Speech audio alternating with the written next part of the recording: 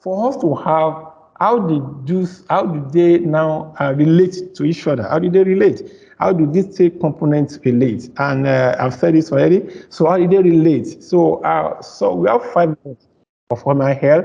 Actually, a librarian from is India now in 1930s gave this 5 ml, and UNESCO has reinforced this because it fits into what we're talking about here. So how do we access information, and how do we relate these 3 competencies? So the 5 laws will actually help us. Law 1 is saying that information, communication, libraries, that is information, that the way they are communicated, whether the libraries or media or the technology, the internet, as well as other forms of information providers that are now on or that will come in the future, they are used in critical civil engagement and sustainable development, and they are equal in status.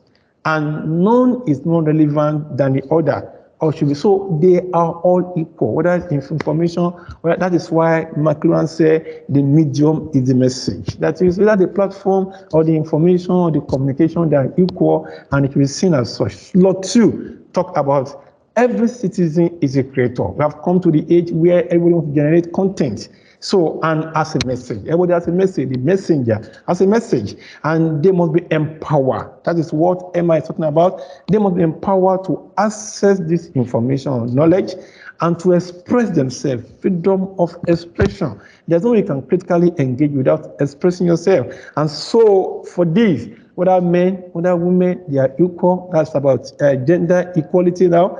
And is the nexus of human rights. It's an empowerment. It's a human rights issue. And so the Law 3 is talking about information, knowledge, and message are not always valued. They are not always neutral. They are not always independent of biases. You see, Nigeria is doing election right now, and most of the information that people are trending, media are trending, they are skilled. You see, people have biases. Information is not without biases. Objectivity is questioned. That is the question. Nobody can be so objective, because once you approach a story with an angle, you already been subjected. So information is not neutral. As people see it, it carries some elements of bias. And so Law 4, talking about every citizen want to know and understand new information, and they want to communicate it. Even if they are not aware or they admit or expect that they do, but they want to communicate it. It's their right, and that right must not be compromised. It's their right. And so the Law 5, talking about media information literacy, is not required at once. People thought that, I've seen people who say, I know, but it's a long journey. It's a lifelong journey. It's a lifelong learning. See, and it covers access, evaluation, the use, the production, communication. Like I said, technology are evolving. People will continue to learn. The way dynamics of communication are evolving, people will continue to learn. Before COVID-19, many people are not used to Zoom. They are not used to sharing information online. But now it has come. People have to learn. They want to adapt. They want to engage. They want to communicate.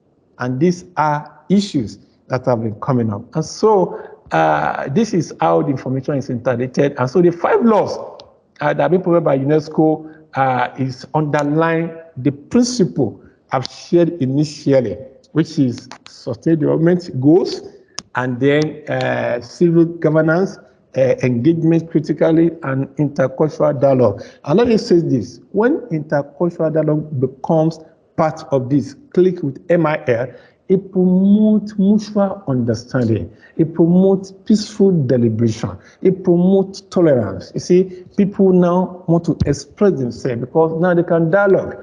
And media and that dialogue will allow people to think critically, and they will have to dialogue the information they are receiving and know who is giving the information and who is behind the information they are receiving. And so at this point, I just finished my first part, which is MIL, the 3 elements of MIL. So at this time, I want to pause and see if there's any question, if we understand what I've said, Any clarification before I move to the second part? Dr. Suraj, we have Asiba who wants to ask a question. Oh, good. Asiba, can I? Okay, good. Asiba, can I hear you? Okay, thank you. Thank you so much. Well, good morning, all. Thank you so much for this precious presentation, Sir Suraj. Anyway, you have been so fast a little bit. Okay, why not sharing some of the keywords presentation? Okay, you have been talking, but not sharing with us the keywords for your presentation. But no problem. Something that I want to insist on is that to click wisely. As adults, you know, there are some adults, okay, and how to think critically. Some adults still now don't know how to think critically. How about our learners are very young? I need to know some of the methods, techniques on how to teach them how to think critically. How do they criticize things, okay? Especially for these information lectures. They are very young. They're not native speakers of English, okay? English for them is the third language. And I need some methods, some techniques to teach them how to think critically. There are some, okay, some information on the net I can go through, but I need from you some help on how to teach my learners how to think critically before moving and clicking wisely on the information. Okay. Thank you so much. I don't know whether anybody has any other question before I move on. Okay.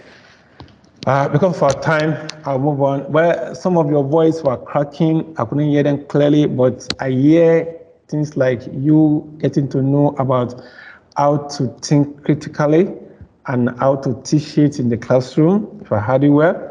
And then I also heard something like, probably you are not hearing about my some keywords that I'm emphasizing.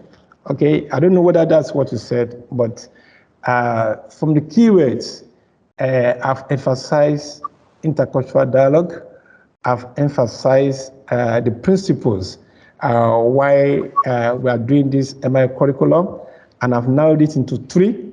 I've talked about sustainable development goal, the issue of gender equality, the issue of peace without hate speech, civic engagement.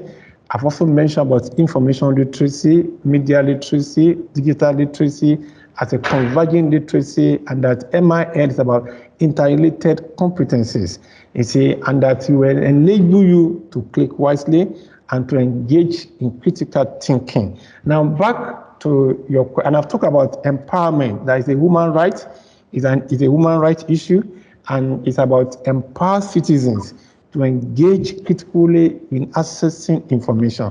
And so you talk about access, evaluation, uses of information, the platforms, the functions of the platform, the evaluation of the platforms. And now you talk about how do you think critically.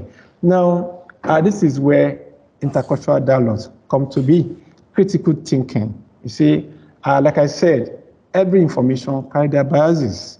They are not neutral based on that third law. And so when you have information, the way to look about it is probably for teachers. You can bring newspaper to classroom and then look at the headlines, and then look at the headlines with the content of the story, and then try, because some headlines, because people want to sell their papers, they carry a different headline from the content, and sometimes it doesn't reflect the content. You can allow the student to read it and ask them, does the content reflect the headlines? How do they look at it? That is one way to do it. You can also look at books and see how people are represented in those books, whether the way blacks were represented, the way the whites were represented, the way the color were represented, and see, is there any stereotype in this book? How do you look at it? Well, also, and let me give you a good example because of my time to move on. In Nigeria, for instance, we have in our history book, for a long time, they said Mungo Park discover River Niger. River Niger is in Niger, it's a river, major river in Nigeria. Mungo Park is a missionary who came to this country to do mission work, Christian mission work. And so for a long time in the history, that will teach these children, even written in the books, Mungo Park, Discover River Niger. Critical thinking comes here first. We ask the question. It has to be thinking, asking questions, dialogue. How, okay, we are hearing, okay, maybe so, okay. The question is to say, one, how did Niger, how did Mungo Park discover River Niger? People have been living in River Niger before Mungo Park came around. People have been fishing there. People have been using the water for their livelihood. Now, how come Mungo Park discover River Niger? That's a flawed history. That's critical thinking. You see, you allow the students to think through it. You've been here before Mungo Park came around. How come a stranger came to discover what you have in your country? That's from that thinking, people will be able to see the nuances, be able to demystify that information and say, okay, that is true, that is not right. This is part of critical thinking you can do. So, but basically, it's about interrogating. It's about asking questions. It's about, questioning assumptions that have been there. It's about questioning stereotypes, it's about dialoguing those things so that the real, the analysis can come out and people can understand it better. I don't know whether I've been able to do that. I'll be able to answer your questions, but because of time, you permit me to move on. Asiba, am I able to answer your question? Yes, there was another question. I also see Chido had his hand up. Maybe you wanted to add something, but the second question was on MIL curriculum principles and for media and digital. Where do you draw the line between media and digital? From Catherine, who's in Kenya right now. Okay, where do you draw the line between media and technology? Is that the question? Yes, digital technology. Okay, yeah, between media and technology. Well, like I said, media, actually, that's a very nice question. And it's not a question we battle with when we are doing the second curriculum division. Now, media actually encompasses everything, whether digital media, whether traditional media, whether conventional media, it's all about media. Media is the platform that carry the message. But how we now down on digital literacy, digital platform, is because digital platform has been a disruptive technology. It has changed the media landscape, and it has evolved another competence entirely that if people don't actually, if you don't focus on it, people will not be able to engage, to access, to locate, and to be able to use the platform, to use the media platform effectively. And that is where distinction is. But in reality, they are all media, but because of the disruptive nature of technology, now the digital literacy has come about in such a way that we're going to focus on it, because we not having that competency will not allow us to communicate effectively, will not allow us to evaluate the existing media platforms, will not allow us to engage critically, and will not allow us to look at the nuances behind information that we're communicating. That's actually the distinction. But I'm seeing another question here. It says, I have a question. One little moment. Just remember to please mute yourself if you're not speaking, so we can hear the speaker clearly. Thank you. Okay, I'm hearing a question here from Jean. I have a question about the 5 rules. Who are supposed to keep those in mind as a teacher? Should I keep highlighting them to the students or just keeping them in my mind to surface? Okay, then I saw another question. What other trusted sources have committed this information? Okay, well, you see, the MIL curriculum is 2 ways. That's what I call it, educators and learners. Those 5 rules, as a teacher, you are supposed to know them. You are supposed to keep them, use them, and you are supposed to transfer those competencies to your learners, to your students. the student, because you, like I say, is a long life learning. You see, it doesn't stop. When you are out of the stage, these so youth are the one that will take over, and so they're supposed also to teach it to their peers, to their colleagues. You see, and so it's both. It's both for the learners and also for the what? For the educators. And so it's both. It's for both. It's not only for you only. And that is why when I start the second part, you understand this process very well. What we are doing actually is for you to have the competency and also to transfer those competency to those students so that they can be empowered. That's the word. They can be empowered. You see, not protective or in nature, empowered to deal with information critically. So I don't know whether I've answered that question. Now, if you permit me, I would like to go to second stage. But I see a question here. How do you differentiate between expert opinion and verified facts? Yes, facts are there, but the truth is that the facts may be opinionated. And so when you want to talk about verifying facts, you do what they call media pluralism. Media, and you are guided by the 5 MI laws. The media, you look at diversity of information, the different sources of information, and the credibility of those information.